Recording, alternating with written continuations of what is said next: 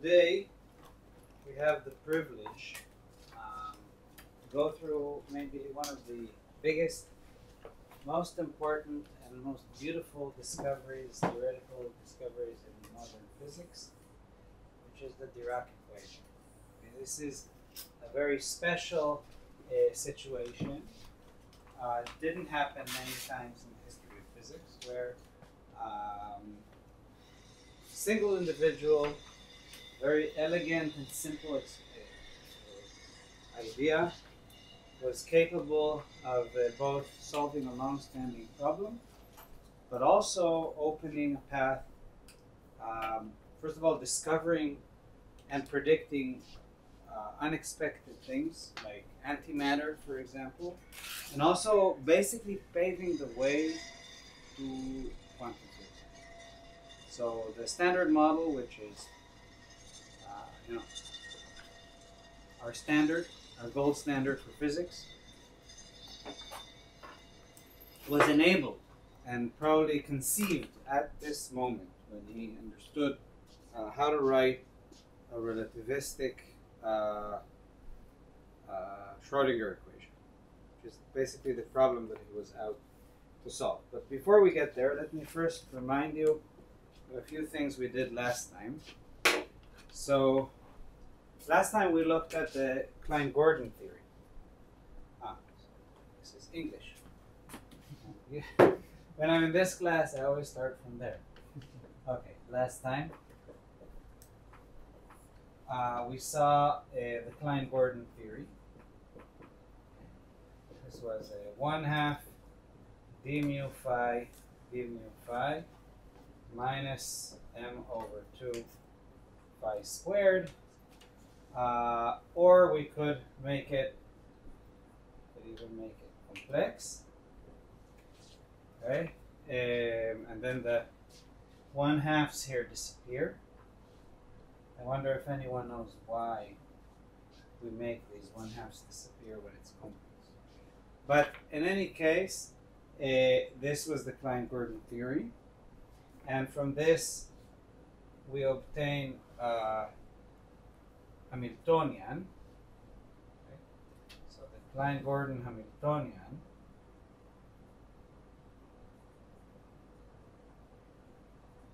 density. Okay, so this is the Lagrangian density. So I'm writing. So if they're real, if these fields are real, then will be something like 1/2. And here I took the velocity to be 1 pi plus the gradient of phi squared plus m phi squared. And previously, last time, here we had something like c squared, which was the velocity, and this guy was some frequency, omega naught squared. But here I put them to 1, and and this is m squared. Sorry, m squared. And then and the idea is that this pi is the momentum is just I phi dot.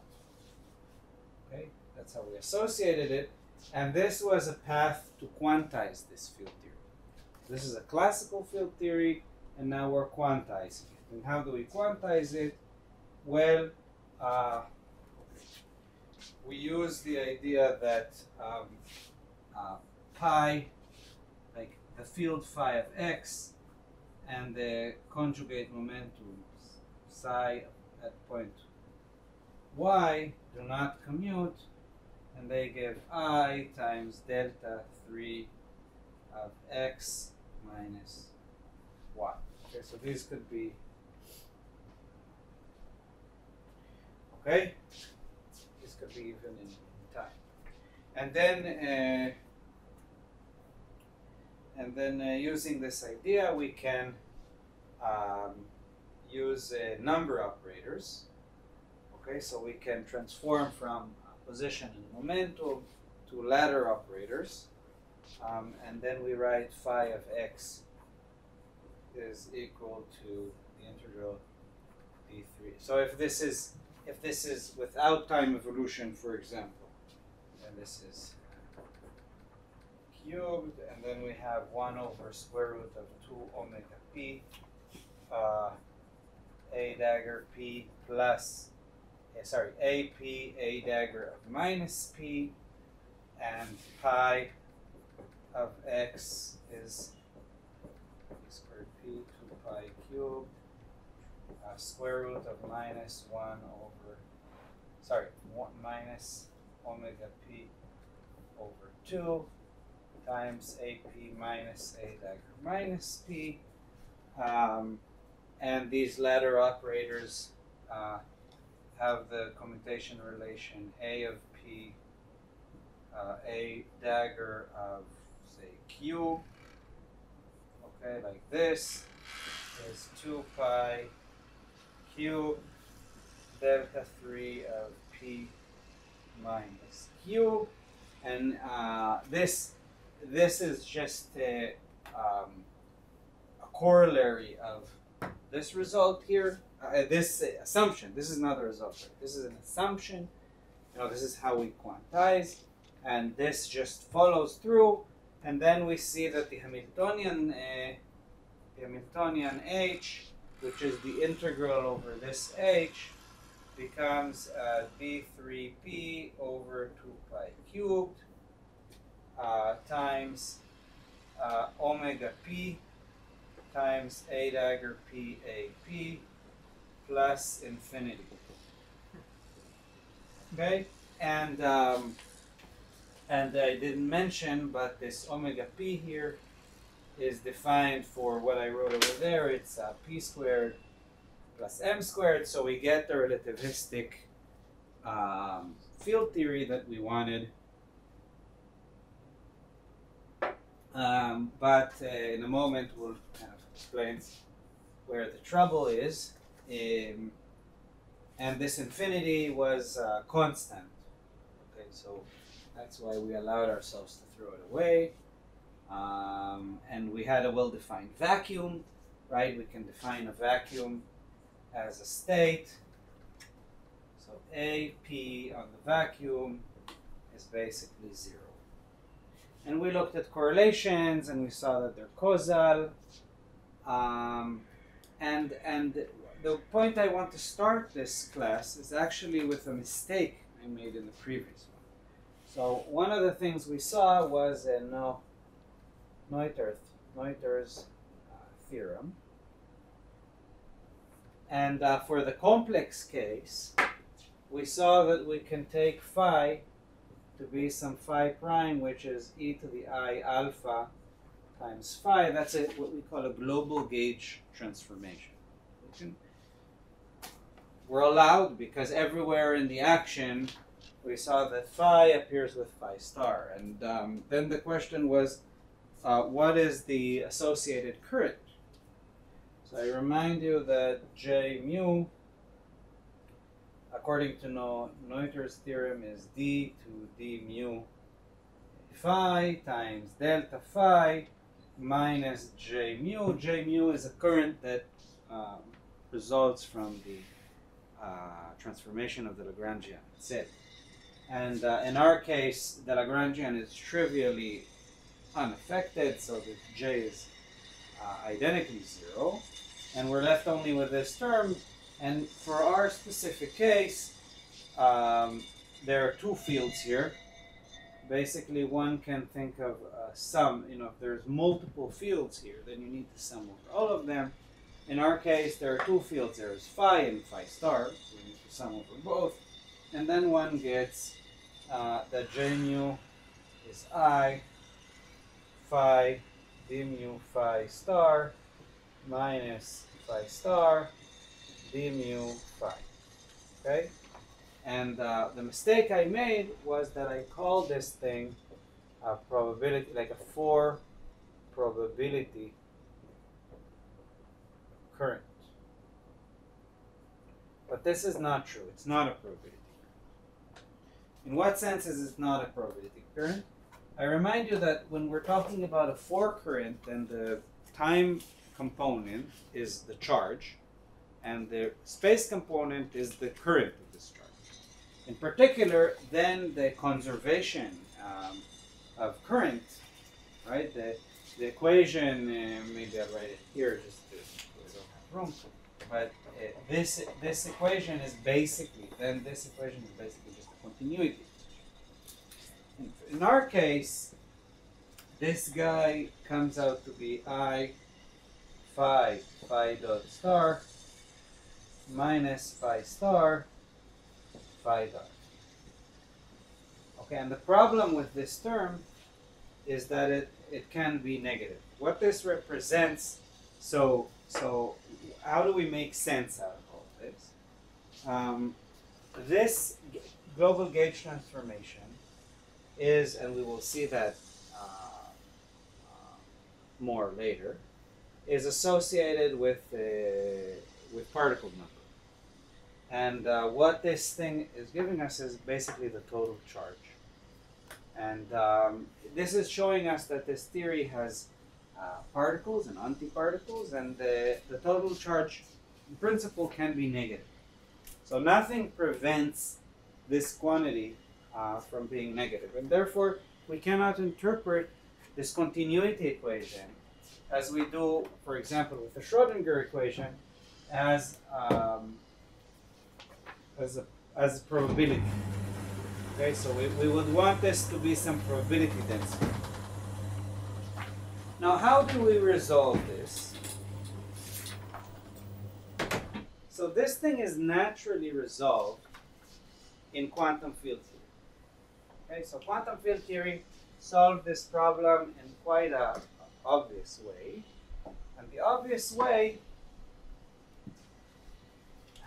and we will do this, is to think about writing Lagrangian for these fields A dagger. And when we will do that, this is okay, to come the second quantization of Klein-Gordon theory will lead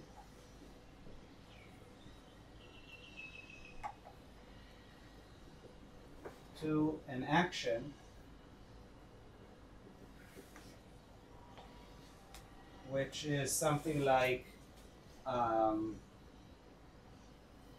now let me denote them by A, just not to be too confusing. We're going to have something like A dot minus H. We're going to have maybe, oh, not H. Let's just write that one. So it's going to be minus omega p of A dagger P. This is P and P. This is just the Lagrangian density AP. And then what will happen is that when we look at the at DL to DA, oh sorry, let me denote these guys by star. They're star because you're going to see that we're going to write the Lagrangian as a field theory. So these are different fields and not operators, but we'll get to that. But what I'm trying to say is that when we will be able to do that, okay, we will write something like this. DL to DA delta A dot A star dot. This guy is going to be nothing but the particle number A star A, which is always positive. In the middle row there, it's supposed to be AP dot in the end. AP dot. No. Where? In the second row. No, this yeah. Here? No dot. This is just and we're done. Okay. Now the point is, what I'm trying to say here, something that you already know, is that the structure of the Klein-Gordon equation, like if I write this guy, he looks like dt squared, right, minus Laplacian, okay, phi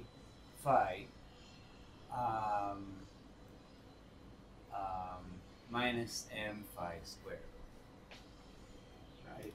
Maybe, wait a second. Probably I need a minus here. Okay. Anyways, because of the integration by parts. But the point is that if you look at this thing, you see that, you know, if I take, sorry, let's. But can you explain how did you get to it? Because you're supposed to have only one of the derivative in time and space. Where? Here? Yeah. No. But that's the point. That's the point. The point behind Klein-Gordon, the Klein-Gordon field theory, is like it's like a wave equation. No, but what you wrote is the dynamic or the Lagrangian? The equation of motion. Right? This equation of this motion. is just no. This is not an equation of motion. This is a Lagrangian. So how What do you mean? in the Lagrangian you wrote only first order derivative, and in the other second there's a second. No, I order didn't. derivative. No, I didn't. There are two derivatives here: d mu. Right? So you're taking phi and and taking the derivative with respect to mu. And Yes. you take phi star and take the derivative. with Right. Right. And No, but summing over okay. mu. That's what I said.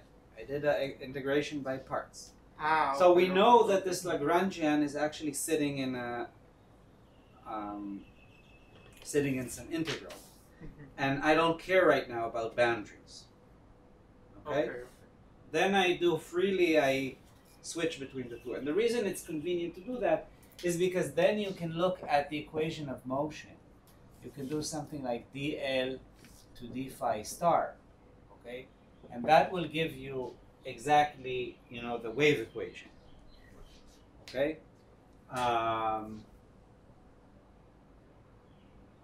Yeah. We can derive the equations of motion properly, and you're going to get the wave equation. But the bottom line is that it's not going to look like Schrodinger equation.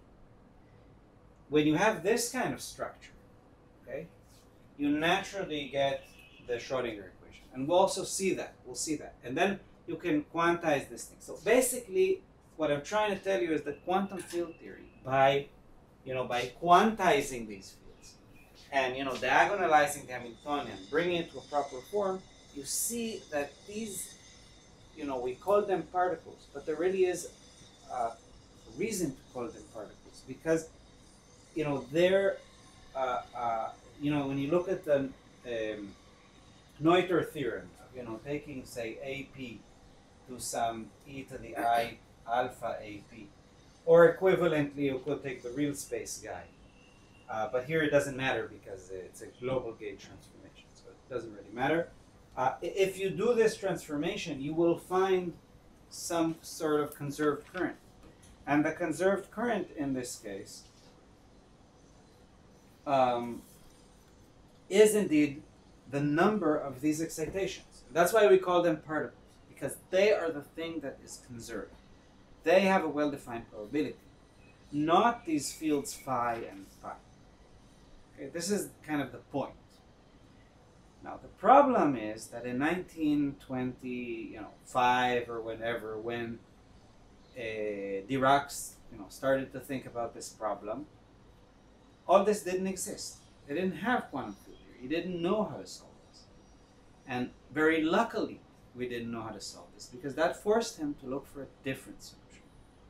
Okay, and that's what we're going to talk about today. So what he wanted to do, he knew that Schrodinger's equation, which is another huge discovery in science, right? Schrodinger's equation tells us something like I dt psi, okay, equals, say, I don't know, minus Laplacian over 2m psi plus whatever, I don't even care, okay? And then you have the equivalent one would be minus dt psi star, right? Equals minus Laplacian over 2m psi. And I'm sure you've seen that you can multiply, this by psi star and this by psi to derive the equation for the probability current.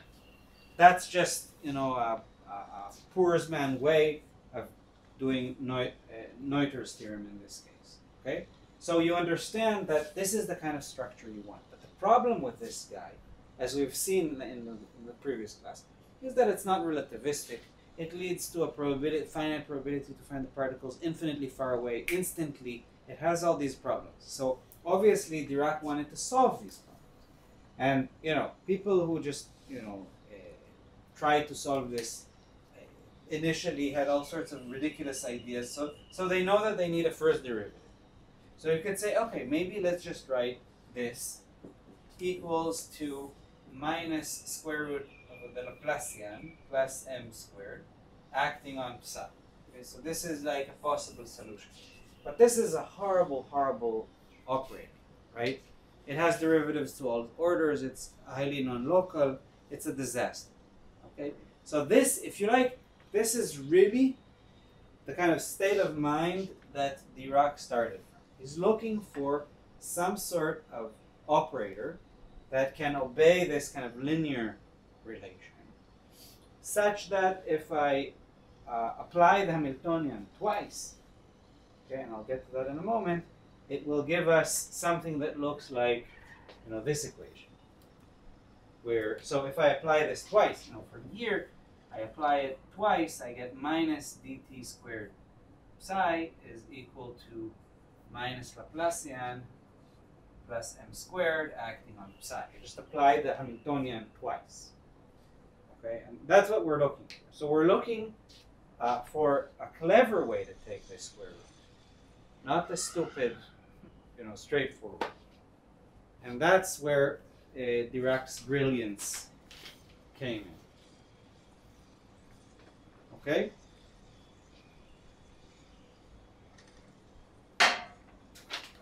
So how did he solve it? So I call this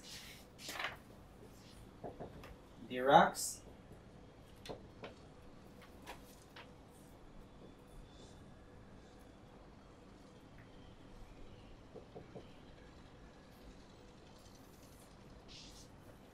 So what Dirac says, he says, let's relax a little bit with all the algebra, okay, that we learned in kindergarten, and think about it a little bit more general. It says d psi to dt is equal to alpha dot minus I grad plus beta times n. All this is acting on psi. This is our Hamiltonian. And right now, this alpha and beta are unknowns. I don't know what they are. But let's go with this. And the idea would be that this is a linear operator. Okay? A linear operator and local and well-behaved, not like this guy. And then,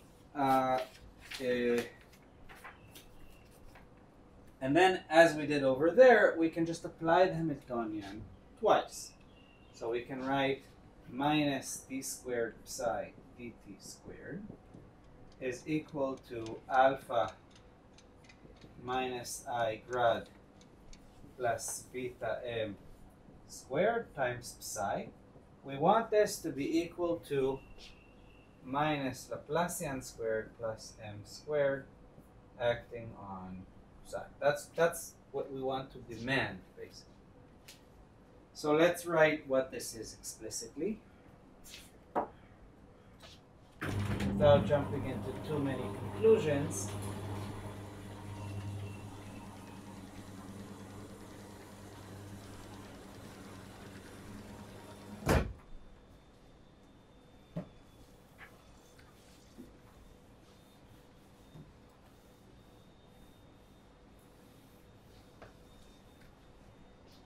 Without jumping into too many conclusions, we can write that alpha minus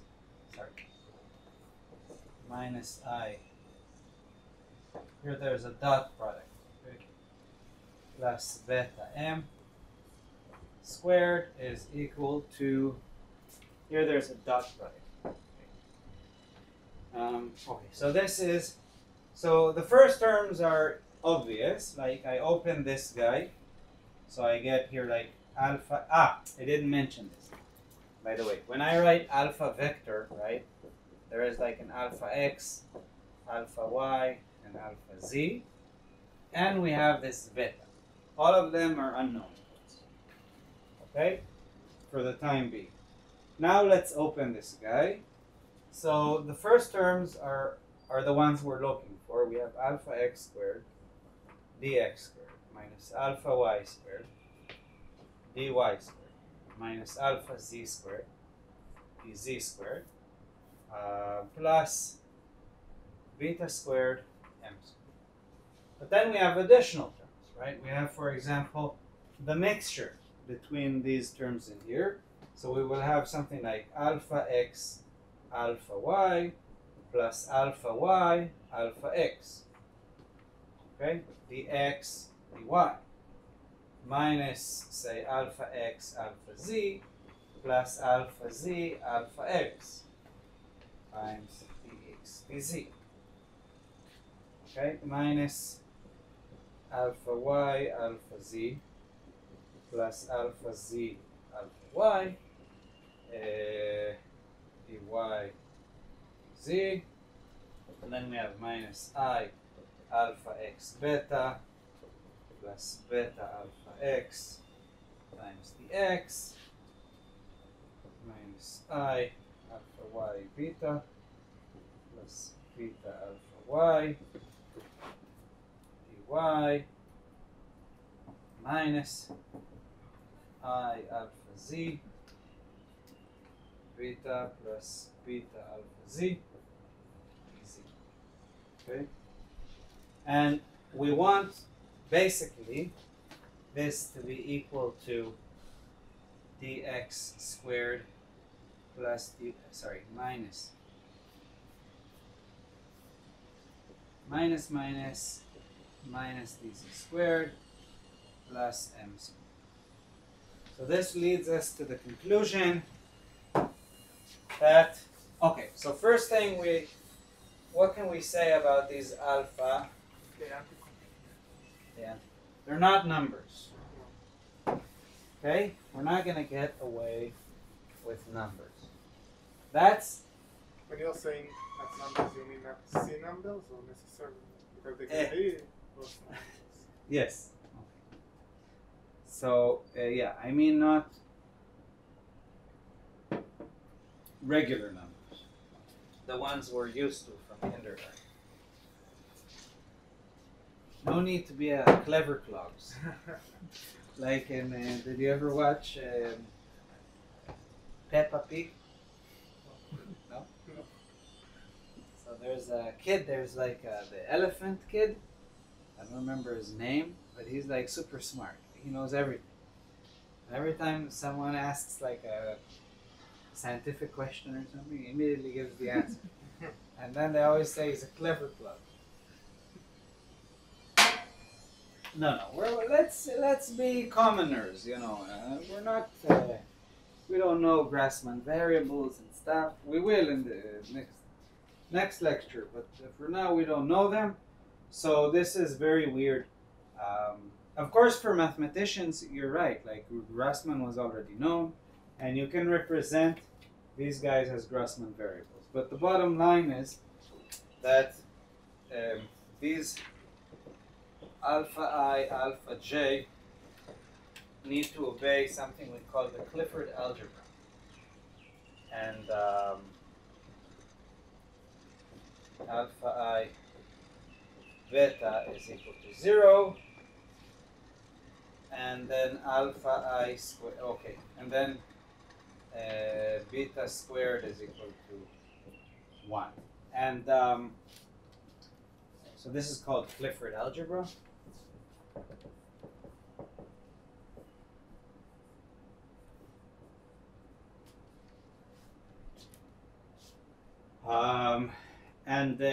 You know, you can represent these objects in different ways. You can choose how to represent them.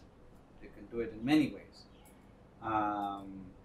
One of them would be using Grassmann variables.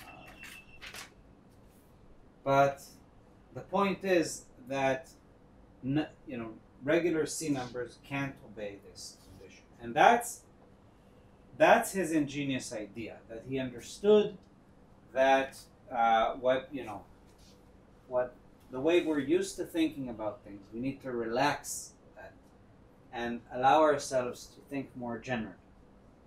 And one way to represent these is using matrices. So alpha J and beta can be matrices. And the amazing thing is that it turns out that if you have three of these guys, 3 dimensions, and you have one additional matrix, it's beta, and you want to obey this, you can convince yourself that for 3, you actually need 4. You basically need 4 anti-commuting objects like this. You want to represent them with matrices. The minimal size that you can have is 4 by 4. Alpha J can be matrices. Minimal size, minimal rank, let's call it that. Minimal rank in 3D is 4 by 4. Okay, so now how can you think about it? You can think about it using Pauli matrices. So Pauli matrices obey the Clifford algebra because they anti-commute. But the problem is that we only have 3 of them, right? There is no additional sigma. So we need to go at least 4 by 4. Okay? Now why not 3 by 3? That's a good question.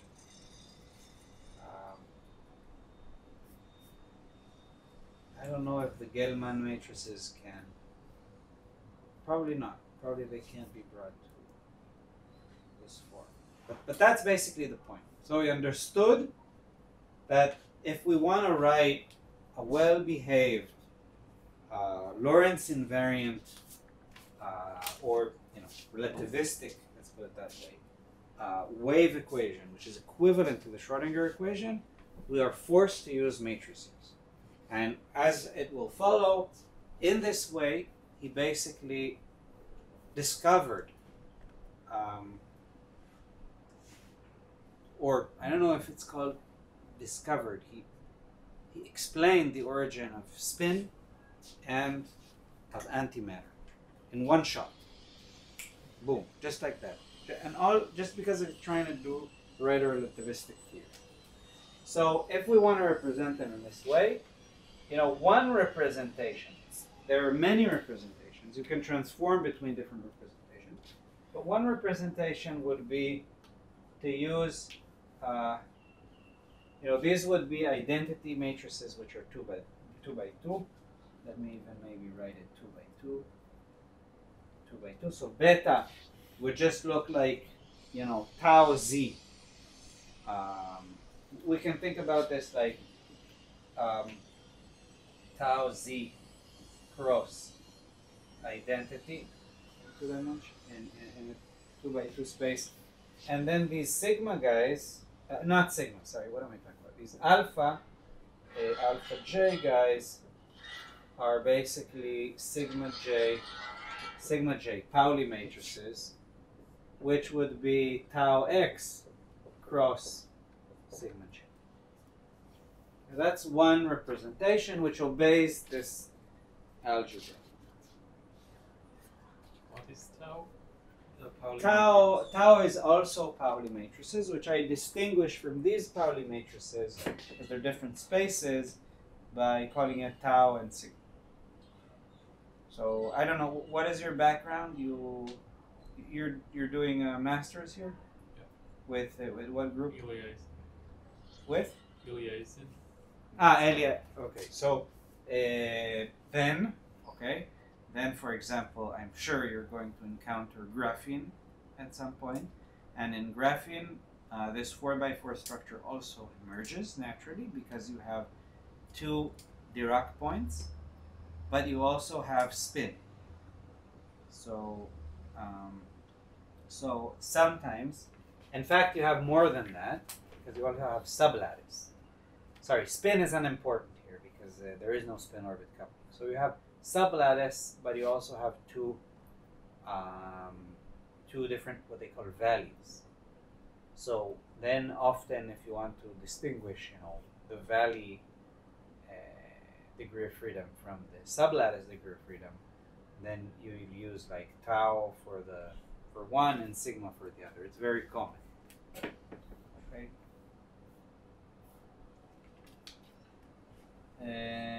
Okay. So, any questions up to this point? How are we with time? Pretty good. Pretty good.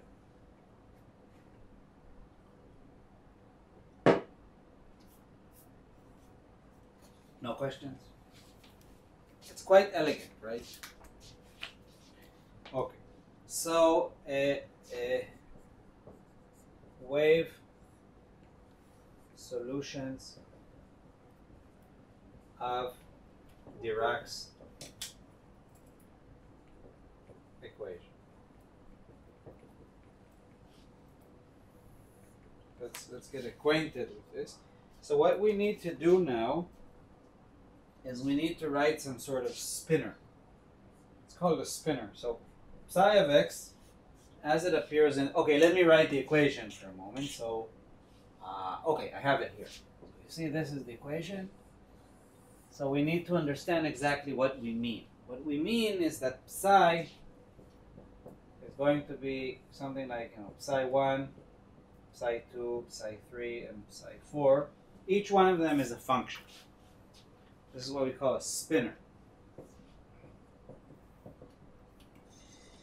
Okay, and it has 4 components.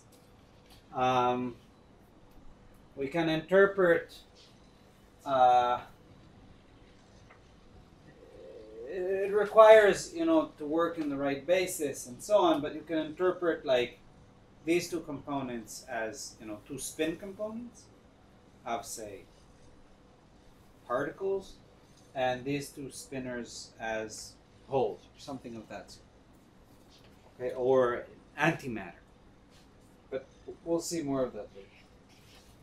Okay, and then we can, therefore, we can write psi of x as something like e to the I p mu x mu times, say, u. And u is going to be our spinner. So times some spinners, say u1, u2, u3, u4, like that. We're going to put that in the equation and see what it gives us.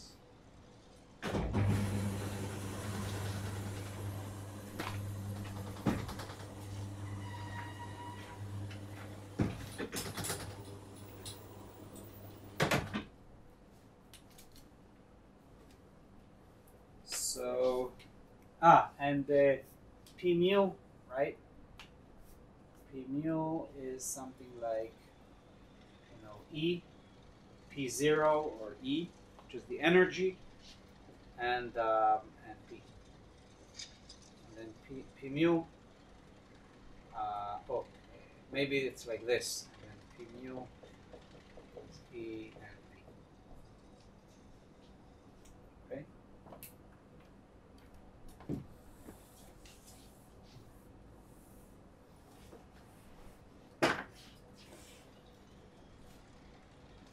So easiest case is P equal to 0. In that case, the Hamiltonian just becomes P0 minus M times identity, and here we have P0. So P0, yeah, P0 is E. P0 is E. Okay. P0 plus M times identity. This whole thing is acting on, you know, this, maybe let's call it U and V. So these 2 guys, we can denote them by V, and these 2 guys by U. Then the idea would be that we see that there are 2 branches, right? There is one branch with, so this thing is a particle at rest, okay?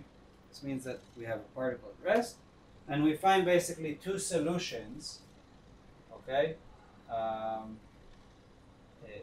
so we have two solutions with P naught equal to M, and these two solutions are 1, 0, 0, 0, or they are spanned at least by the space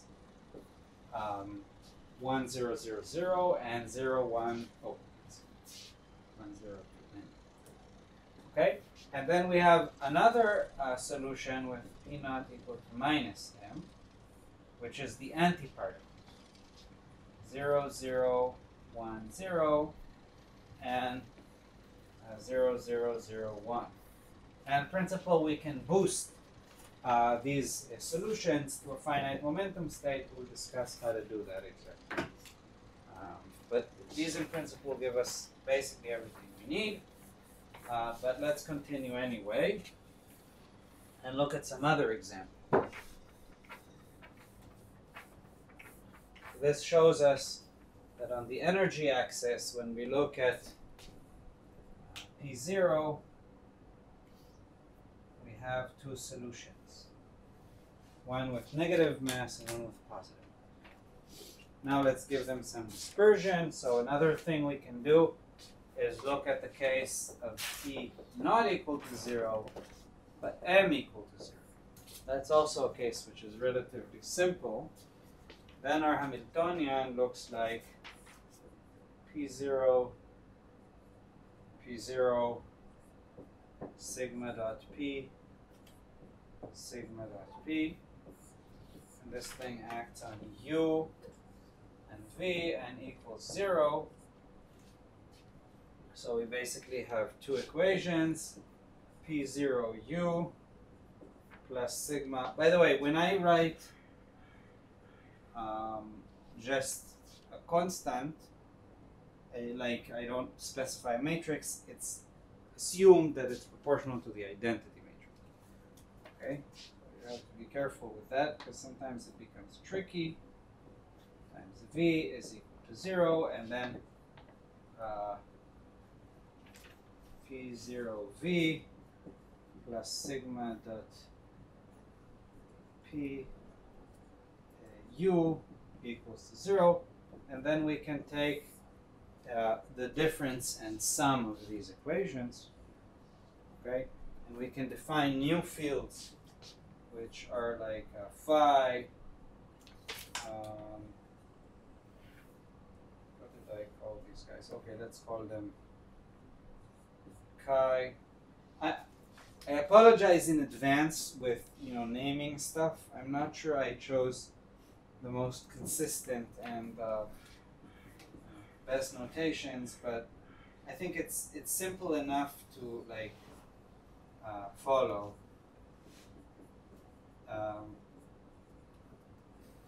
So this is called the Weil representation.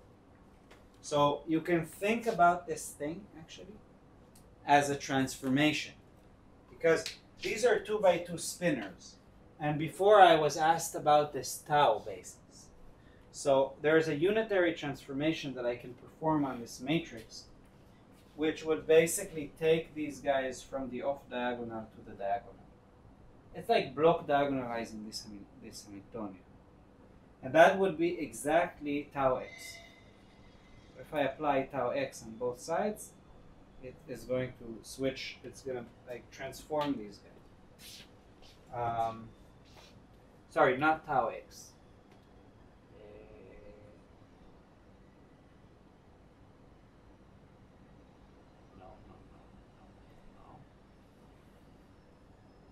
Sorry, no.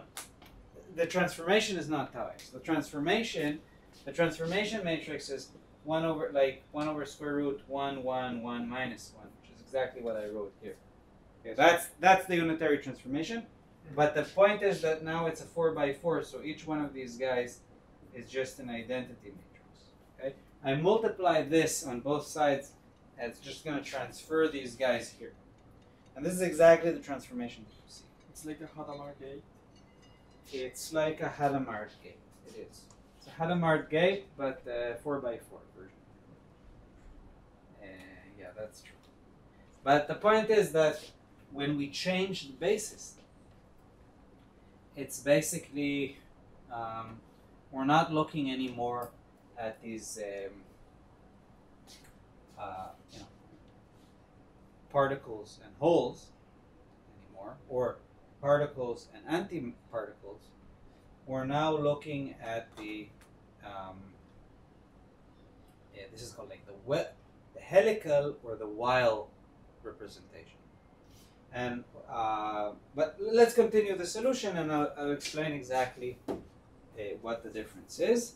But if we do that, okay, then we get two equations that look like P0 minus sigma dot P acting on, say, chi equals to 0, and P0 plus sigma dot P. Wait, let me think about this for a moment.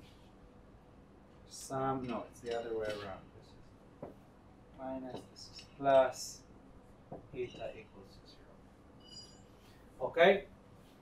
And now this is an equation that's very easy to solve, because this matrix, sigma dot P is equal to, this is basically cosine theta P e to the minus I phi P sine theta P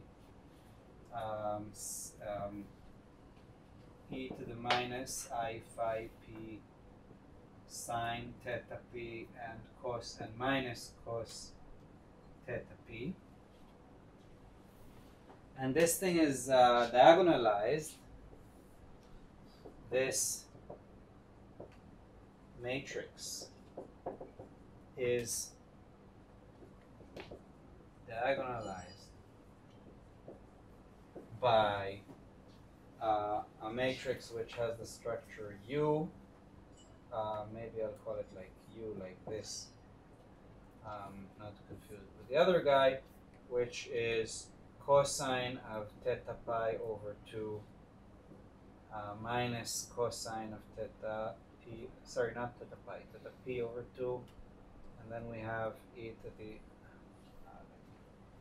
let me look at my,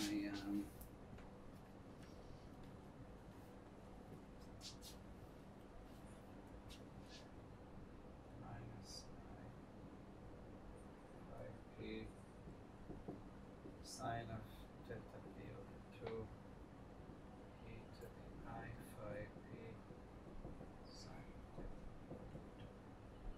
And these are basically two vectors, right? Because a unitary transformation, this is basically, you know, this column is one eigenvector and this is the other eigenvector. And what these eigenvectors represent is basically a spinner, 2 by 2 spinner of spin, which is pointing along the direction of the momentum. It's actually a mapping between a 3D vector which lives on a sphere and the 2 by 2 complex, you know, spinner. It's basically a mapping from SU2 to SO3. Okay, so so this tells us that the eigenvectors are basically spins which are pointing in the same direction of momentum.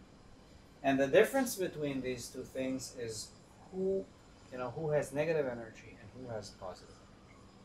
So in this case, the positive energy states are going to be the ones where spin is pointing along the momentum, and the negative energy states are going to be the ones where spin is pointing against the momentum. And here it's going to be the opposite. And then you can ask, what are the eigenvalues of this matrix? Do you know what the eigenvalues of this matrix is? The eigenvalues, which we can denote by P0, is what? Plus minus half? Plus minus 1/2? Yeah. No, it's not plus minus 1/2. though it's close, you're thinking about spins. Yes. So first of all, the spin operator S is 1/2 sigma. That's where the 1/2. So plus minus 1. So but it's not 1 because there's a prefactor. It's P. It's P. It's just basically just the magnitude of P. Okay? So let me draw that dispersion for you.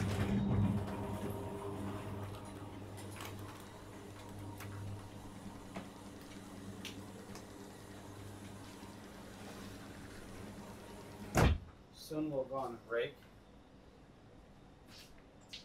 I have an exam running in the background, so sorry about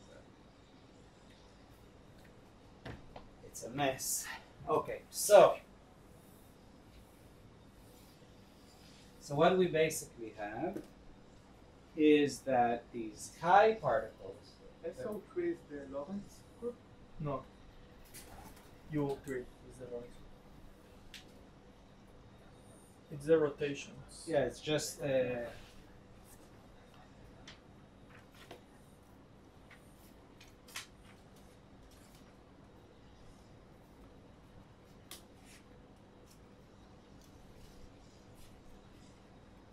so it looks something like this. And let's assume that this is like Px. This is Py, and I'm looking at the plane of Pz equal to 0. This is Pz equal to 0, and this is P0, or E, if you like.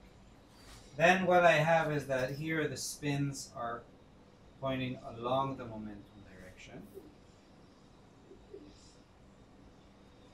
And here they're pointing kind of against. Okay. And then for the eta guy, the picture is exactly reversed.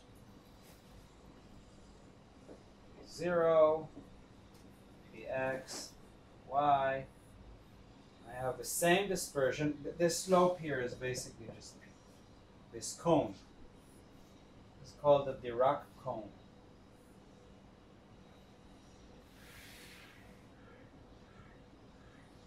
Too bad. Should have brought some ice cream. Maybe we can go on a break. Go get a cone. And here it's exactly the opposite. Here the spins are going to point inwards. So what you see, and here they're going out. The cone lines So for every energy, what? The cone lines are at the speed of light. The cone lines are. That really depends. Shall we continue? So. What I was about to say before we were interrupted is that these particles, chi and eta, have a dispersion relation, this kind of conical dispersion relation, where spin is locked to momentum. And we see that on the other hand, when we take the momentum to... okay, sorry. What am I talking about? But you can see that these solutions are very different from these solutions. These solutions, we had these kind of positive and negative energy. Also here we have positive and negative energy. But they're exactly on a different basis, right? Because these guys were kind of diagonal in the basis that we chose beta to be. And these guys are exactly some sort of superposition. So if we want to interpret this M and this minus M as matter and antimatter, then as you know, in this Weil basis, maybe I should call it Weil basis or chiral basis, whatever. In this basis, the particles are actually a superposition of these negative and positive energy states that we had before. And what will happen in a second, I'm going to show you in a second I'm going to show you the solution in the case where we have both mass and momentum. And then what we're going to have is we're going to have some extrapolation between, a very small momentum. It's going to be this guy. And at very large momentum, it's going to be these guys. There's going to be some continuous extrapolation between these two things. So that, as you increase the momentum, when you're in the Newtonian limit, for example, then you're very close to these solutions. And then we can interpret these guys as like two spin components of particles and two spin components of antiparticles. And when people talk about particles and antiparticles in CERN, experiments are talking about this. But then as you boost the particles to like very high momentum, then you get these, you're much closer to these guys. And then it's actually a superposition of particles and holes. Okay, so let's see the solution for a general, in the general case.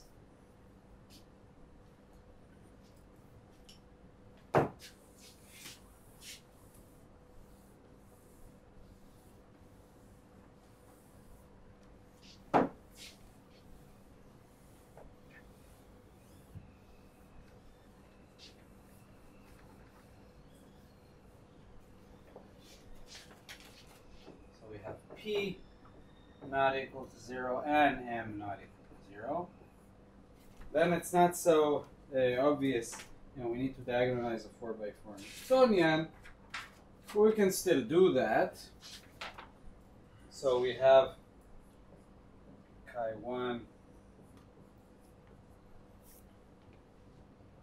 is, so I'm writing now the 4 eigenvectors which have, so we're basically going to have EP is equal to plus minus square root of P squared over, plus M squared. And then we're going to have solutions which look like P alpha plus M beta acting on chi plus minus of P is going to be equal to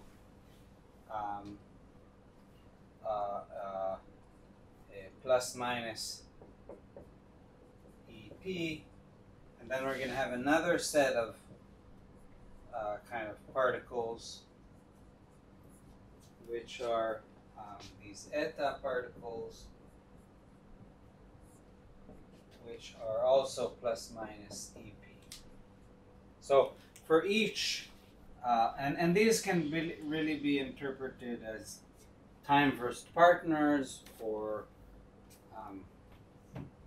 okay, I'll explain more in a moment, but the point is that we're going to have two of these chi particles which come in two flavors, or two branches, one with positive energy and one with negative energy, and same thing here. And the point is that when we take P to 0, they exactly will become these guys, and when we take P to be very, very large, they're exactly going to become these guys. Then we can I gave them the same label as chi and eta, but obviously when I take P to 0, they're no longer chi and eta, they're actually the U and V matter and antimatter that we have over there. And then these chi's are given by, let me write them here. So we have chi minus is 1 over square root of 2, and then minus beta plus k minus hat, beta plus kz hat, 0, and beta minus. Then we have k plus is equal to 1 over square root of 2.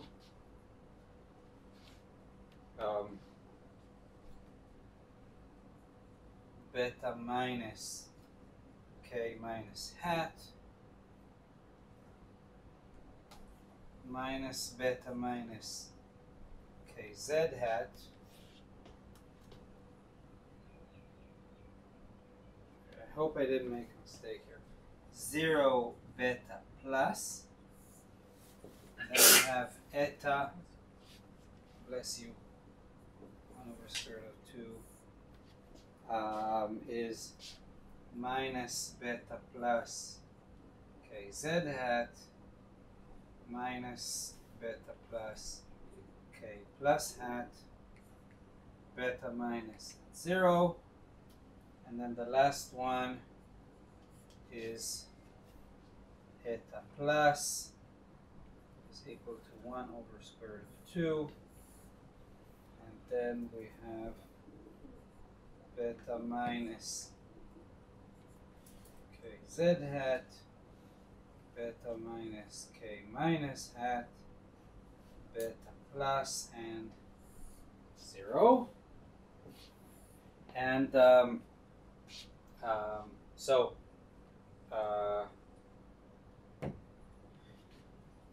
beta plus minus in this case is equal to the square root of 1 plus m times m plus minus ep divided by k squared. K squared is like kx squared plus ky squared plus kz squared. And then kz hat is equal to kz over k. And k plus minus hat is kx plus minus I ky over k, which is also just, sorry, what I mean is that,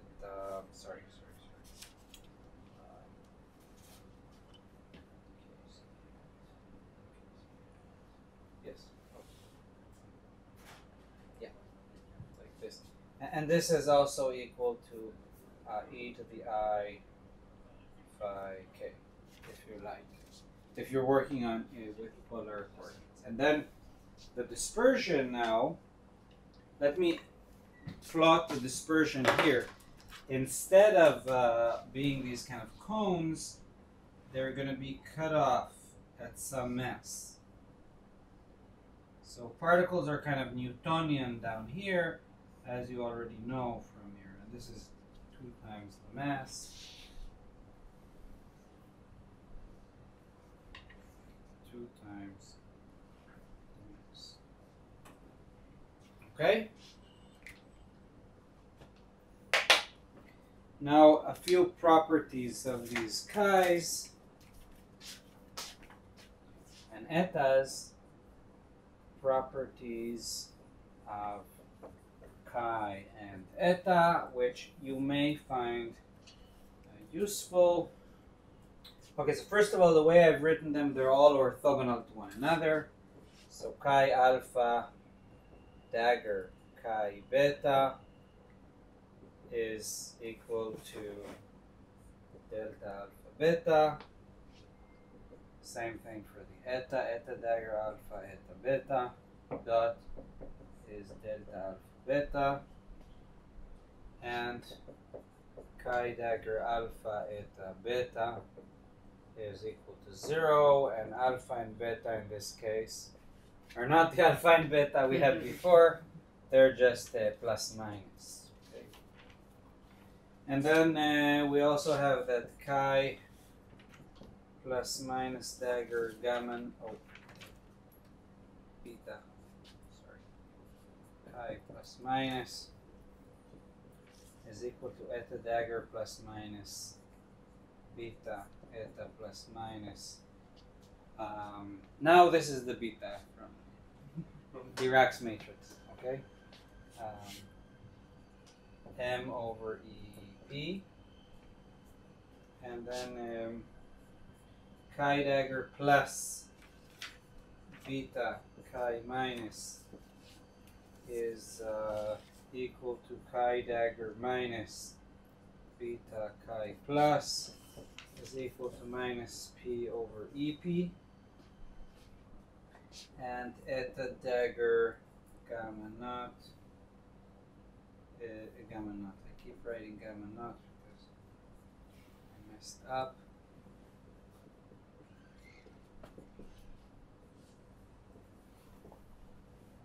This guy is also minus P over EP. Oh, I wrote here EP and then K. But what I really mean is EK. Okay? EK, P and K, I exchanged them, sorry. Both of them are the same, just momentum. Okay?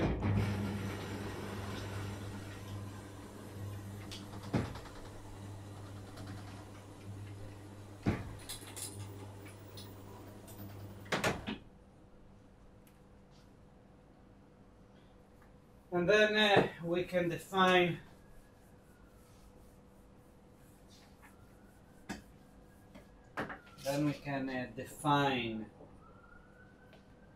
chi bar plus minus as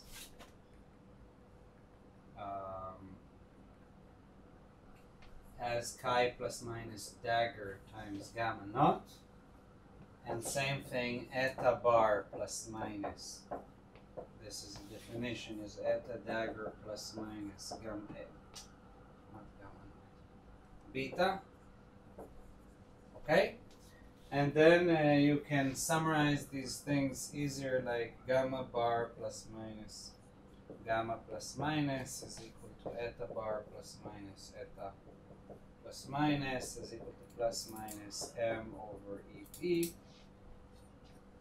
And chi bar plus minus chi minus plus equals to eta bar plus minus eta minus plus is equal to minus over P. And chi bar alpha eta beta is equal to eta alpha bar eta chi beta is equal to 0. So there is some orthogonality which is conserved even when you look at the bars and not at the daggers. And then the last thing I want to state is that chi plus minus, chi bar plus minus, plus eta plus minus, eta bar plus minus is equal to 1 over 2 EP beta minus plus P beta alpha plus minus M. Okay? So this guy here is like, okay, never mind. Forget about that. Okay, so this thing, we're going to use that. Now notice that unlike the other equations, this one is an outer product. It's an outer product, so it gives a matrix. Okay? Good. That's some useful identities you might need when you make all sorts of calculations. Okay, now let's talk about the Dirac gamma matrices.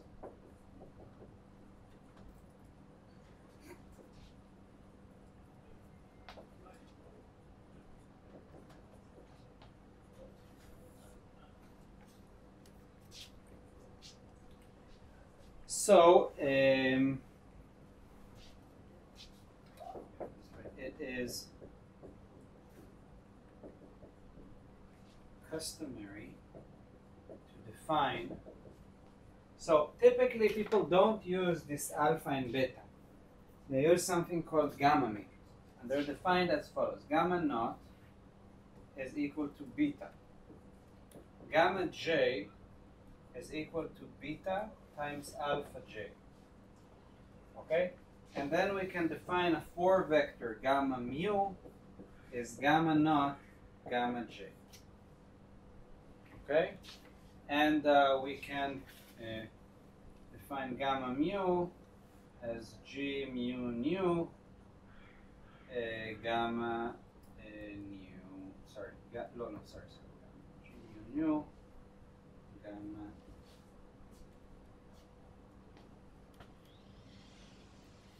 Okay.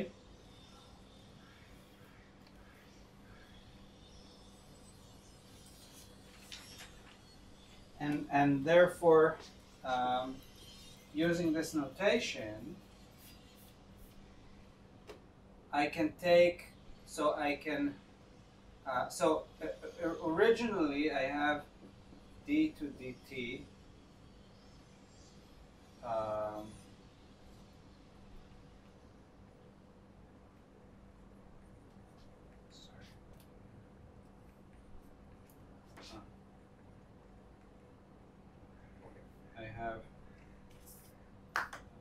I have minus I d to dt minus alpha dot grad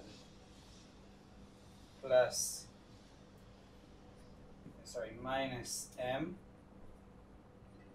beta, all this acting on psi is equal to 0. This is the Dirac equation that we have.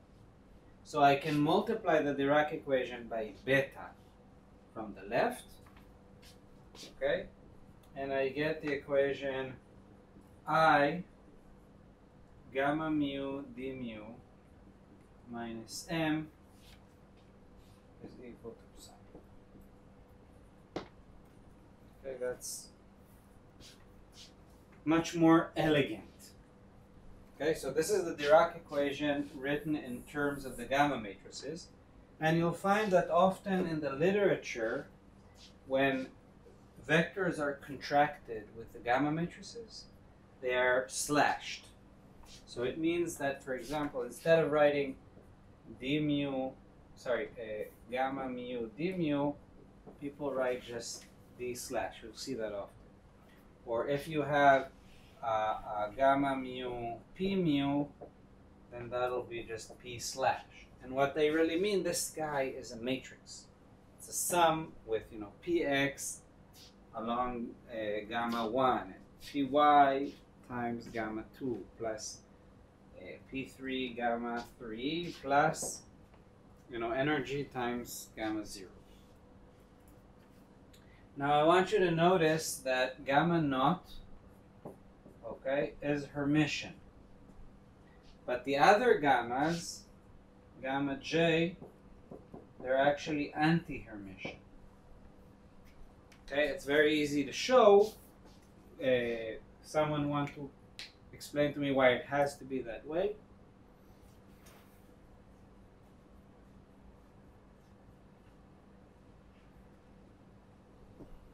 Because the power matrices. So the anti-commute because of the Clifford algebra.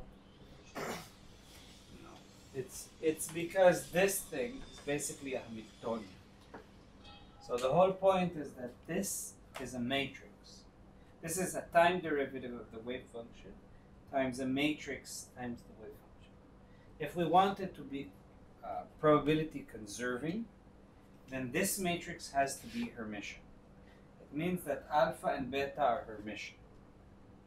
Okay? It is related. Actually, you are right that it's related to the anti-commutation because that's how you show that it is anti-unitary.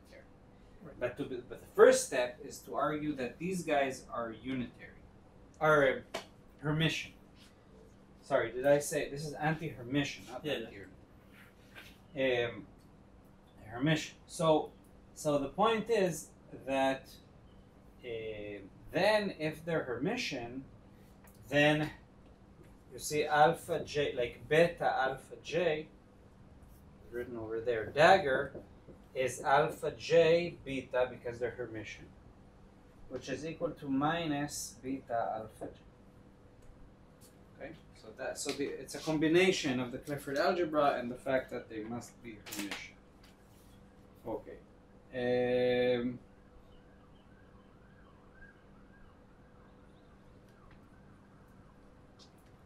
Yeah, another thing that is, and then finally, one last thing is that which you can show.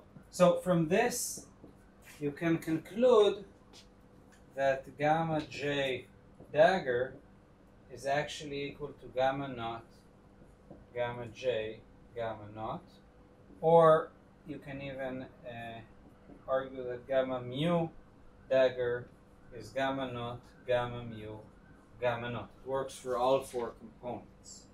Just gives a minus sign, and all the gamma j's anti-commute with gamma naught, and gamma naught doesn't, so you get the minus and plus signs for their emission. And this will bring us now to the four probability that we, the whole reason we went on this adventure is to, find the four current. So let's find the probability current associated with these Dirac particles.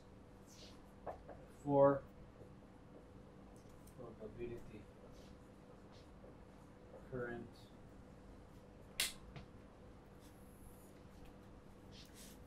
so we have I gamma mu d mu psi minus m psi, okay, and therefore we have minus I d mu psi dagger gamma mu dagger minus m psi dagger. Okay, these two equations are basically the equation and its complex conjugate. Now let me take this and multiply it by psi bar, okay, and now, bar is, gamma naught. oh, sorry, this is supposed to be bar, bar. When you're, Wait a second. What? when you're writing psi bar, you mean multiplied by gamma naught? Yes, yes. Okay. Psi bar is equal to psi dagger gamma naught. Okay. Yeah, sorry. Yeah, just like for the chi's Yeah. over here. Okay, but wait a second. Something here is bothering me. Let's do this properly. So, sorry. So let's start from daggering. Let's start from this dagger procedure is definitely correct. Okay. Right, no one has any arguments here. So I can write, instead of this thing, I can write minus I d mu psi dagger gamma naught gamma mu gamma naught. Okay, or let's put it upstairs, doesn't matter. Minus m psi dagger. Now let me multiply everything from the right by gamma naught. So then these two guys, they just become psi bar. I multiply by gamma naught this guy, they're basically, how do you say, their own inverse. So you get minus m psi bar, okay? And therefore I can erase this guy and write psi bar, and then I have minus I d mu like that. And this whole thing is equal to 0. But let me still multiply it by psi and equate it to 0. So now I'm going to take, so this was, forget about this. I'm going to take this equation and this equation, and I am going to take the difference between the two. Okay, so this minus that. So this guy will cancel out. And then I get something that looks like d mu times, I have I psi bar gamma mu psi equals 0. So the conserved current, and we'll get that also from Noether's theorem later, is psi bar gamma mu psi. Okay? And indeed,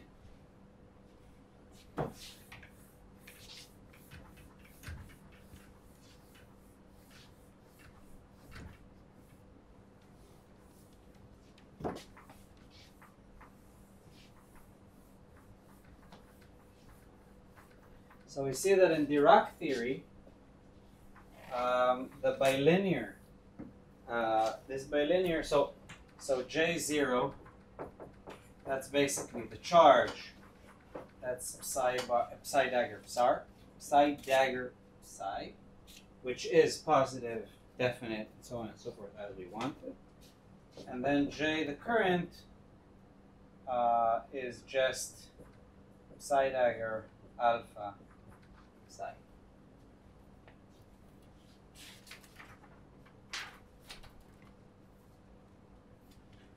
Okay, now, because I'm not a big expert on relativistic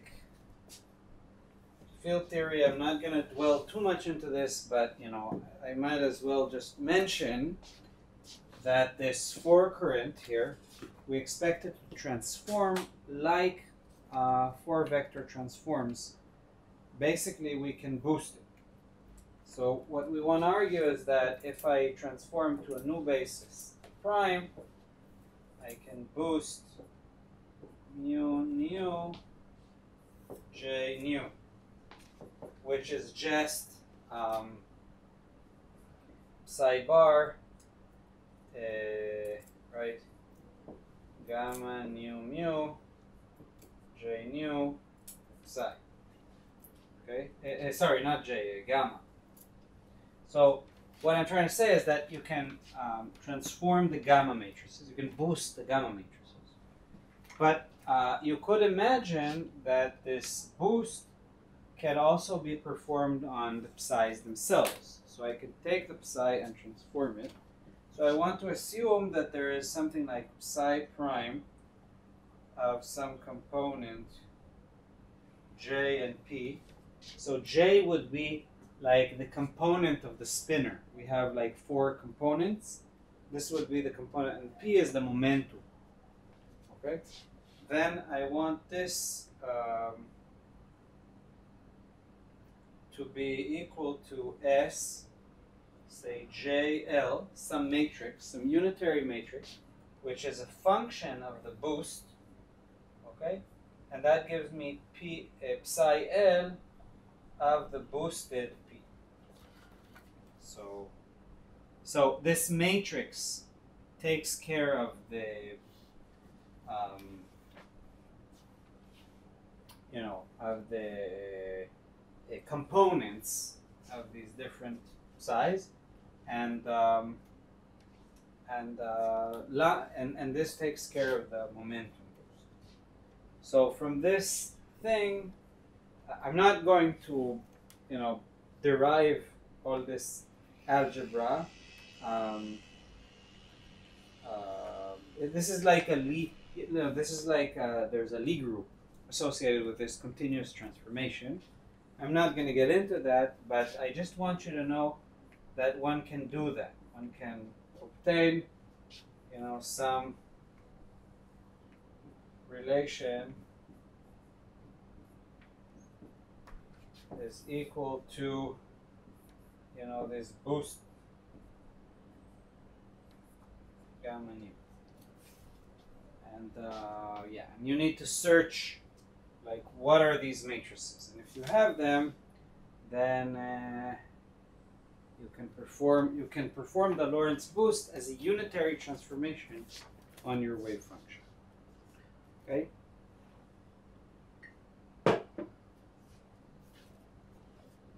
And then everything is inherently Lorentz invariant because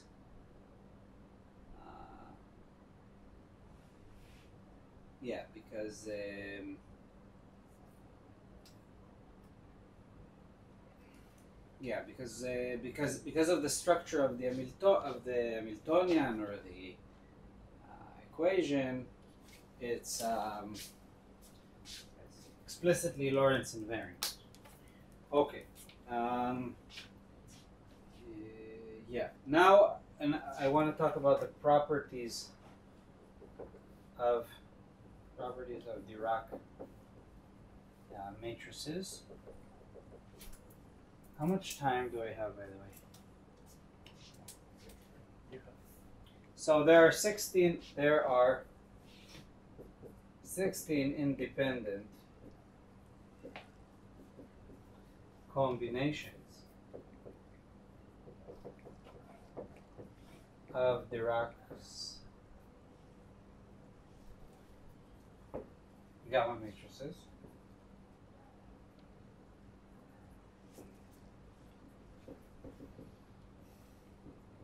And it's not surprising because these are 4x4 matrices, and therefore they can span. We need to span, all Hermitian matrices over 4x4 space is exactly 16 elements.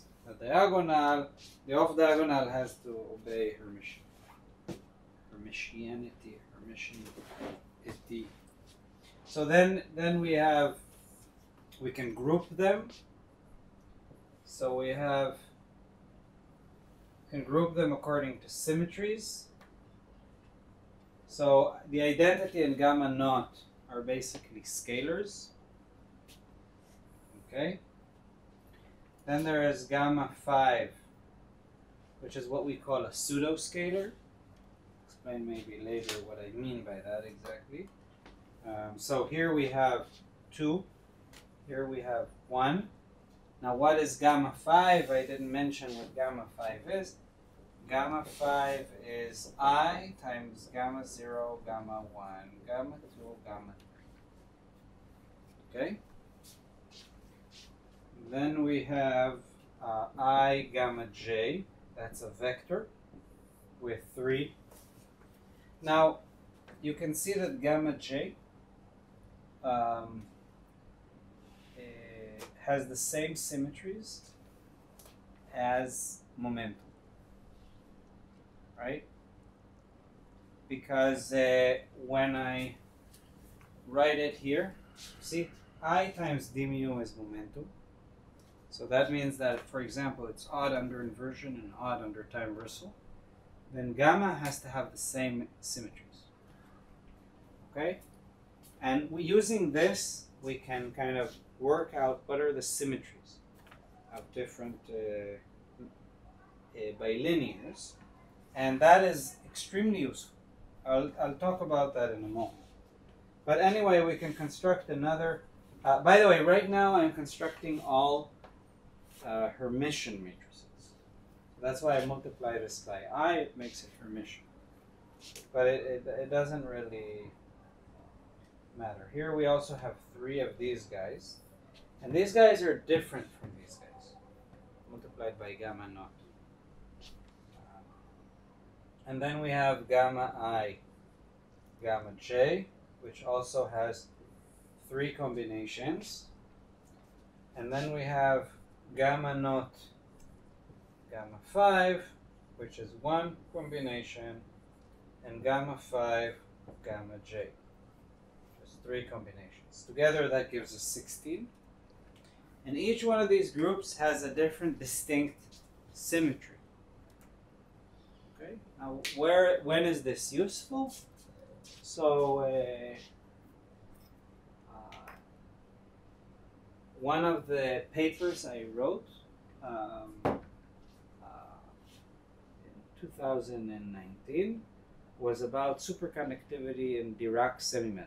So it turns out that in condensed matter systems, there is, despite the fact that the particles are non-relativistic, effectively in the material they acquire a dispersion relation which is equivalent to Dirac theory. And then all this beautiful math becomes relevant at low energy there.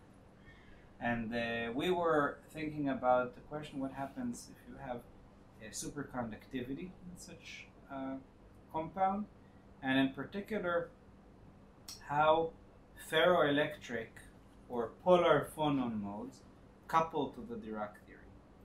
And then one approach could be to do some ab initio calculation taking into account, you know, the positions of all these ions and, you know, their charge, and, you know, modeling them in real space and thinking about some lattice deformation and seeing how that modifies the energy and everything. But a much simpler approach is just to base it on symmetry, because using these Dirac matrices, we know which Dirac combination is odd under inversion, like a polar photon, but not odd under time response. And that's exactly this triplet. And it turns out that this is what couples to a vector which breaks inversion. But you can also break inversion in a different way. Like you can break not with a vector, you can just have a system that doesn't have inversion for whatever reason.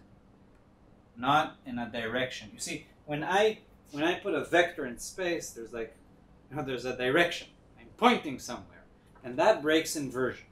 But that's a very specific, you know, like vector type breaking of inversion. It's actual and has all these properties. But it turns out that gamma 5 is the appropriate matrix which couples to a scalar, which is odd under inversion. And that's why they call it a pseudo-vector, pseudoscalar. Pseudoscalar is coming to say that naively a scalar is something that can just appear in the Hamiltonian or in the action because it is invariant under all symmetries that the system have. But gamma 5 is not. Okay? And yeah, so that means that gamma 5 is like it's odd under inversion. It carries some kind of information about inversion breaking. So it's very useful to think about these. And then these guys, for example, this guy and I think this guy are magnetic. So these guys are odd under time reversal symmetry. So they're like a spin, you know, it's like magnetization. And then one of them is just simple magnetization. If you force me, maybe I'll let me think about it. I guess in some sense it depends on the basis you're working in. But for example, this guy can just be the regular magnetization, just spin magnetization. And but the other guy would be something like some sort of orbital magnetization. Now there's another thing that I forgot to mention when we talked about these. I drew all these cones with spin and spin momentum locking. Is that, and I forgot to mention this completely, is that Dirac discovered or explained another thing, right? He also explained the origin of spin-orbit coupling. Not only the origin of spin, but the origin of spin momentum locking. So what this equation has inherently is that huge spin-orbit coupling. So the mass is basically competing with this kind of spin momentum locking. That's what we saw.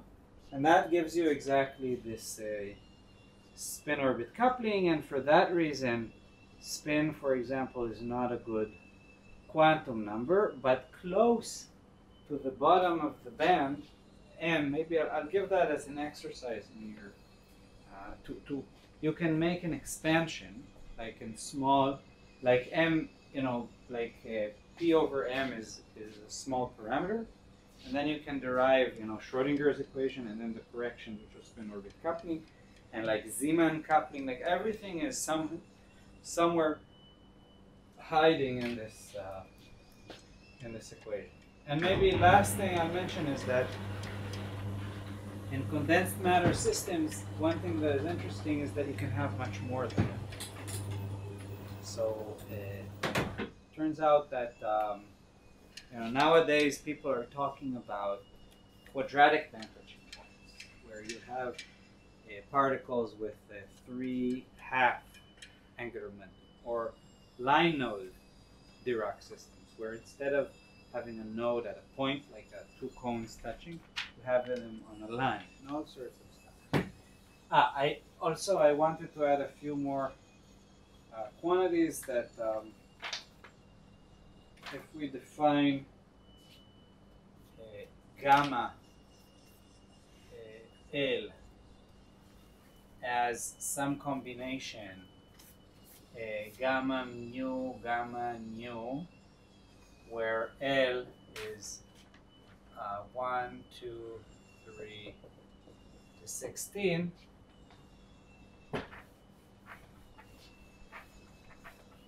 then there are all sorts of properties that one can show. Maybe I'll. The only thing I want to mention is that yeah.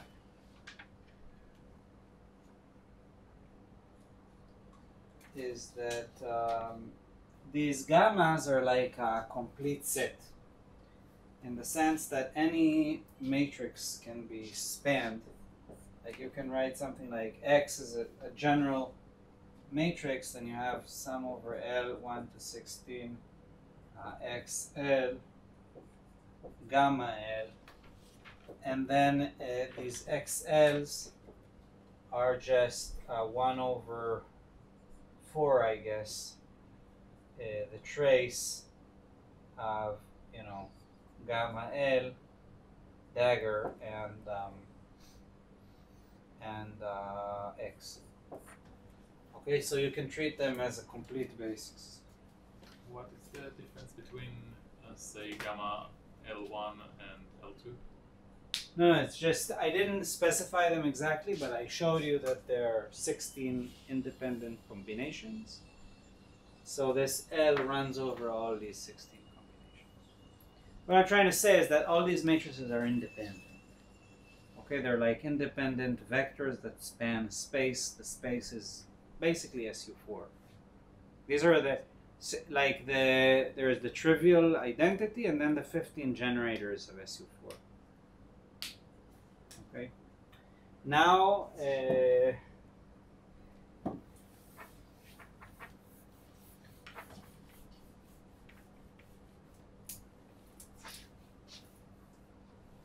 now let's quantize the Dirac field.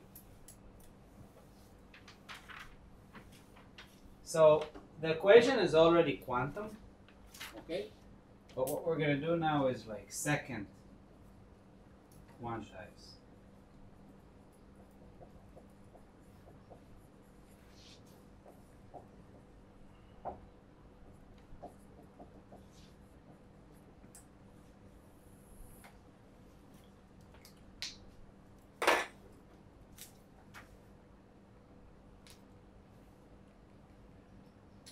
So to do that, I want to think about psi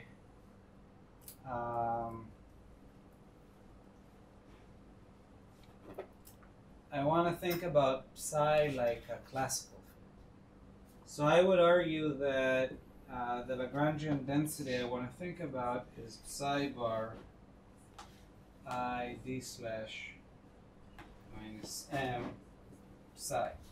By the way, that reminds me that I forgot to mention something. That the structure, if you know, by the way, I didn't mention it here, but here it turns out to be crucial that we use psi bar. So basically what I'm trying to say is that psi bar psi is Lorentz invariant, while psi psi dagger psi is not.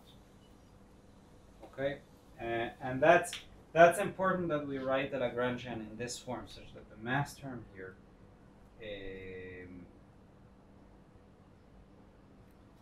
sorry, yeah, that's Lorentz invariant anyway. Yeah, okay. To be honest, like I told you, I'm not a big expert on this Lorentz invariance because it's less important to us in condensed matter, but I do know that that's the reason people use this psi bar instead of psi dagger. Okay, good.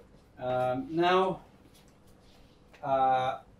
from this we can conclude that the naively, okay.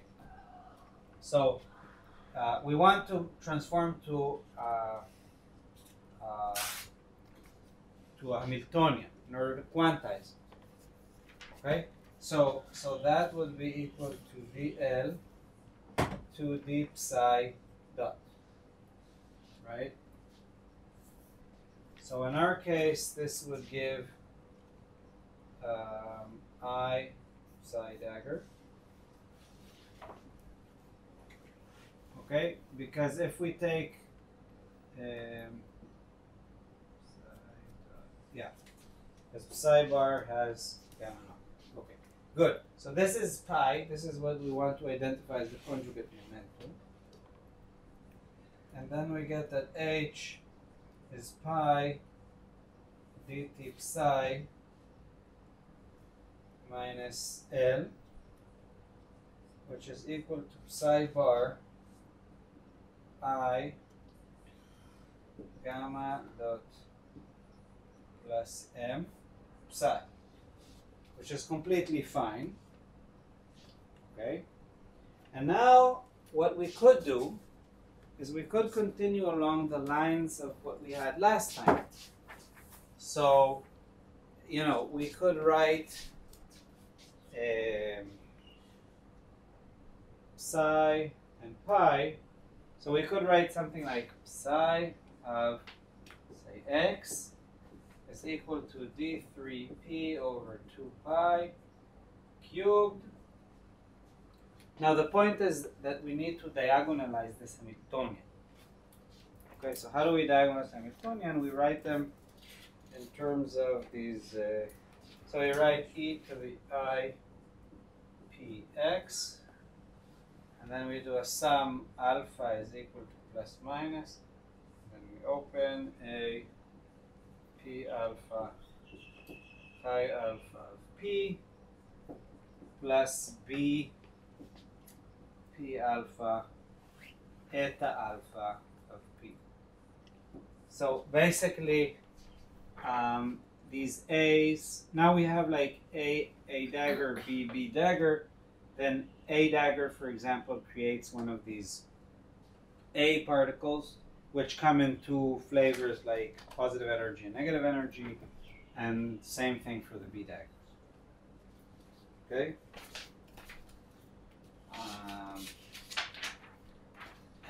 Oh, I forgot. So I forgot, naively, we take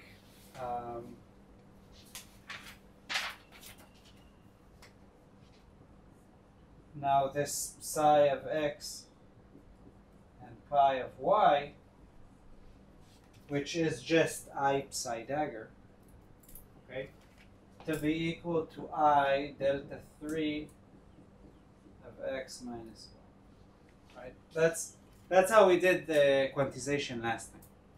So let's try to do it also here. So then we do this thing, okay? And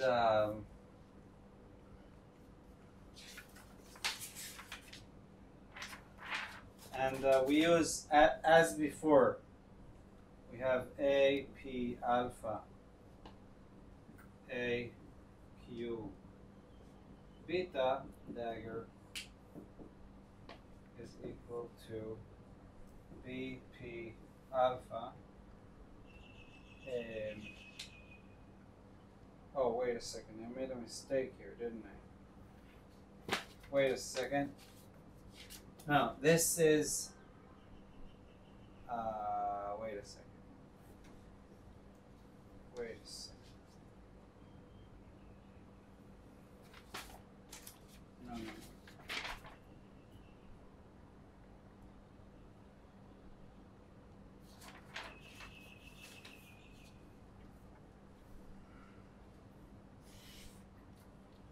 Wait a second. I made a mess.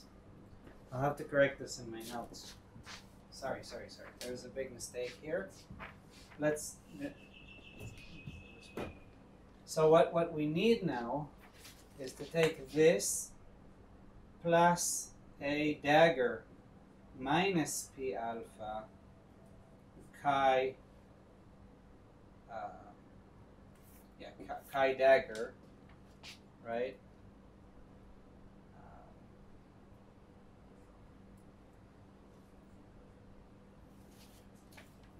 minus P.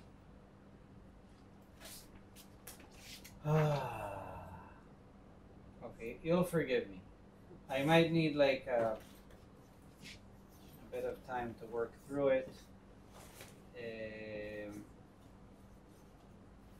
Plus B dagger minus P alpha eta dagger of minus P. Let me think about this.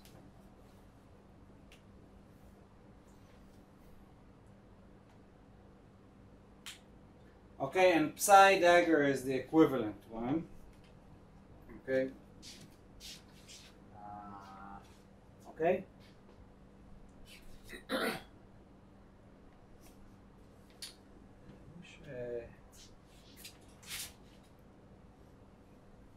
Is this some kind of superposition between? No.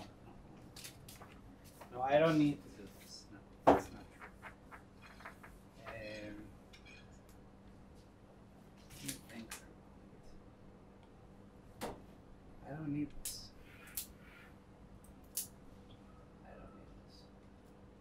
No, I think, okay, I think the way it goes is there's actually B minus P alpha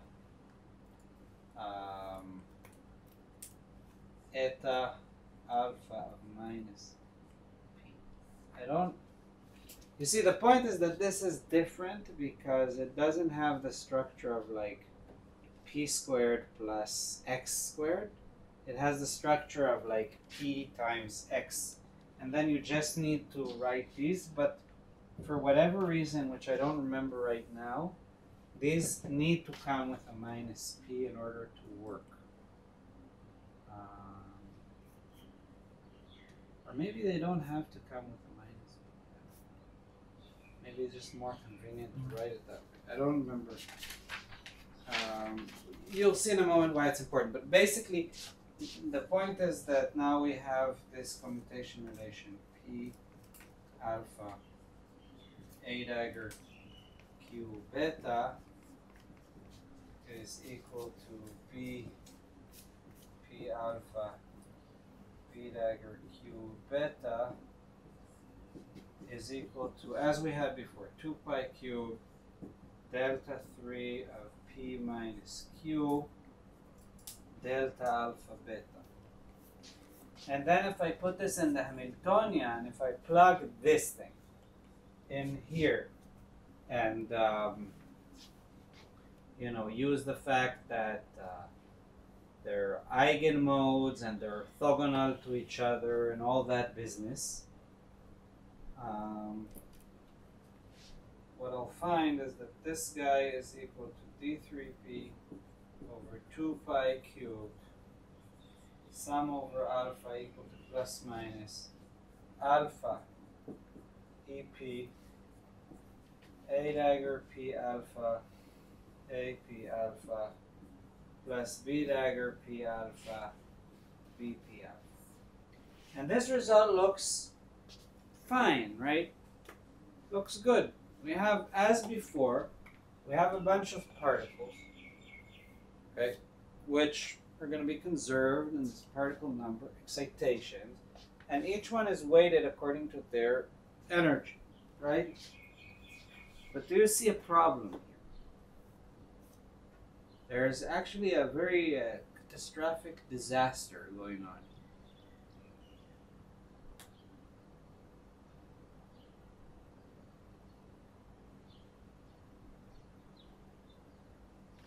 Let me give you a hint. If this is our Hamiltonian, then as before we imagine we have some sort of vacuum. It means that A0, say A0, I don't know, P minus is equal to B P minus 0, just destroys this vacuum, right? So the vacuum state is the one that has no excitations in it. That's basically what we're saying. But then that implies that A dagger P minus on 0 or B dagger P minus acting on 0 has a lower energy than the than the vacuum state. That means that the system can lower its energy by just spontaneously generating excitations in this minus band. And it can do more and more and more and more, just generate an infinite amount of particles. And then an infinite amount more, just continuously reducing its energy. Something here is very, very wrong. Okay, and we need to block this problem. And the problem is solved by identifying, or it can be, okay, this one way it can be solved is using, is in the quantization process. Instead of assuming commutation relation, okay, assuming anti-commutation relation. Okay, and same thing here.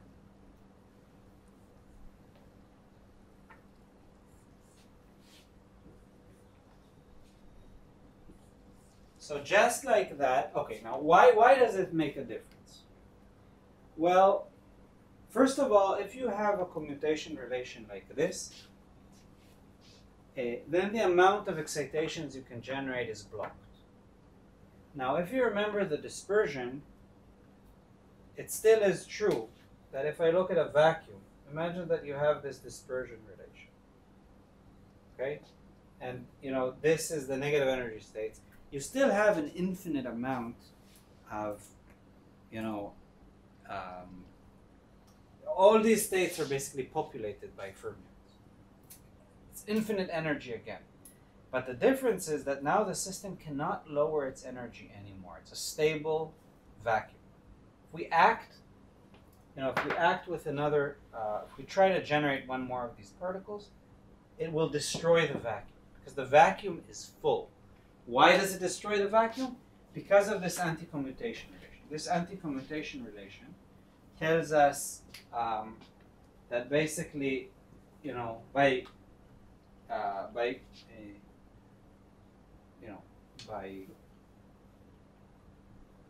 to obey the same rules, it implies that this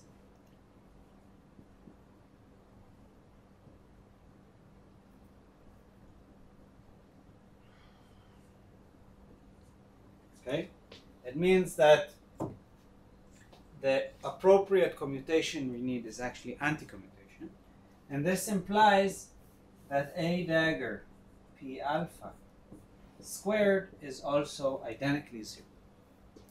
So that means that I cannot generate two of these particles in the same quantum state. So in the same shot, you know, with antimatter, spin-orbit coupling, the origin of spin, Dirac also magically, well, that of course only goes after we quantize this field, also shows, you know, that this type of relativistic particles also have to have fermionic statistics. Okay? And that's the way to stabilize it. Now, I also wanted to add something else. Another comment about this. Okay, so the energy then is infinite, but at least stable and blocked. And another way you can view it is you could imagine that for this branch with alpha minus with the negative energy, you just swap. You just commute them.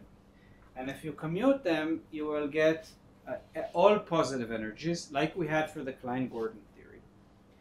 But then you could imagine that the A, like you make some transformation like A tilde P minus is equal to A dagger P minus, and then you know, or maybe I should write it like this. Then this A dagger P minus is like the creation operator of an antiparticle. So it basically creates like a hole. So all these states are like filled, and if I choose a specific momentum and I apply, AP minus, it doesn't destroy. It basically, my vacuum is a situation where all these states are filled, and then when I apply this thing, it doesn't destroy this vacuum, but it actually like creating a hole. This is like this antimatter. So that's how we understand this description of antimatter. It's like in condensed matter, redefining the vacuum to the Fermi surface. Yes, exactly. It's exactly the same. So the vacuum is the state where all negative energy states are filled with fermions and all positive energy states are empty. And if you're a purist and you don't like it that way because you want vacuum to be empty, such that all lowering operators destroy the vacuum, then you need to make a transformation like this. And then all lowering operators destroy the vacuum. But the vacuum is basically filled with these. And it just, I think you got the message. Now the last thing I want to talk about is causality. Do I have any time left? Yes. Not really, right? Maybe we can do it next time. Next time I'll show you using this the properties of these chi and etas. I will show you that we can show that the commutation relation of two of these fields, like basically what maybe I'll give it as an exercise. You know what, maybe I'll give it as an exercise. It's not that difficult. I think you'll be able. It also appears in my notes. Basically that this thing where x now is like, this is x mu and y mu, these are like 4 vectors. What you need to do is you need to expand in time and do all this stuff. This thing just comes out to be id minus m acting on d of x minus y minus d of y minus x. And if you remember, this was exactly the commutation relation of the Klein-Gordon field. So this guy is 0 outside the light cone, so its derivative is obviously also, and this is now a matrix. This guy is a matrix. So it shows you that this anti-commutation relation is indeed what we want to think about when we're thinking about commutation, like when we're thinking about commuting operators for bosonic fields. And then for fermionic fields, it's basically the anti-commutation relation has the same information. It tells us about, mutual effects. When they don't commute, it means something. It means, that they have some overlap or they're related. Okay, so that was Dirac theory. Next week, what we're going to do is we're going to now learn how to take these these quantized theories. So, up to now we had like a classical field theory. Then we write a Hamiltonian for it, and then we quantize it, and we have a Hamiltonian description for these fields. But what we want to do now is we don't like Hamiltonian. Hamiltonian is for kids. We want to do path integrals. We want to use path integrals to compute quantum averages and stuff. And to do that, we need to write a many-body version of a Feynman path integral. And that's what we're going to do next. Okay? Good. Have a nice weekend.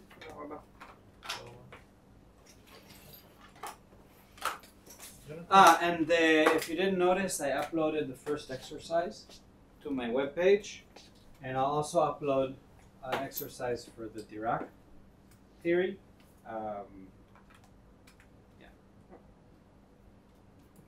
You had a question? Yeah. When, in a sense, when we introduce the values of alpha, plus, and minus, Yes. we, without knowing it, we put fermionic statistics, right? we could have, like, if we would have something like a photon, shouldn't in any way. Yeah. So bosonic systems, it happens sometimes that bosonic systems have like negative energies, but that describes an instability. So if you're doing if you're solving some system Hamiltonian, which you derived, I don't know, whatever, it can happen sometimes. Like if you're looking at like cold atom gases or something, just means that there is some sort of instability. Okay. It can happen. But if you're Dirac and you're writing the theory of everything, okay, the universe, then it doesn't make sense. Okay. Okay. Sure. תודה רבה. עכשיו. אני לא יודע אם זה מה שנעשה שבוע הבא, אבל בפרט עשינו פאס אינטגרל לפונקציות חלוקה. למה? לפונקציות חלוקה. אתה חושב פונקציות חלוקה? באמת, עשיתם גם את זה? כן. איזה חוצפה. כאילו, רגע, סיבוב וויק ועם משהו אמריקאי. שנייה. אבל היא עשתה לכם פאס אינטגרל של חלקיק יחיד? כן, וגם מערכות. של many body. וגם, כן. many body pattern. מה נסגר? אבל איך היא הגיעה לזה בכלל? היא בכלל לא דיברה, היא דיברה על שדות? כאילו, איך... כן, כן. מה היא לא עשתה? לא יודע, אני בטוח שהרבה דברים, אבל לדעתי זה... כן. וגם עשינו בוסוניזיישן. בוזניזיישן. זה ממש כבר עמוק בתוך... כן. כן, תראו, בשנים קודמות שלימדתי, בפעם הקודמת שלימדתי את הקורס הזה, אז לימדתי פאט אינטגרל, עשיתי אינסטנטונים ועשיתי נגיד איך לחשב את הפאט אינטגרל של הרמוניק אוסילטור ואת הפאט אינטגרל של חלקיק חופשי וכל זה, והבנתי שהיא לא כל כך עשתה את כל הדברים האלה, כאילו היא פשוט הסבירה איך לקבל את הפאט אינטגרל. לדעתי עשינו את זה. לא עשינו בהרצאה, אבל עשינו את זה. התרגול כאילו, ממש בתרגול. אקספליסיט. וגם מערכות מרובות חלקיקים עושים אותם. כולל להגיע להצטלבות פרמי דיראק, ובגלל איינשטיין בתוך אחת אינטגרל קלאסית.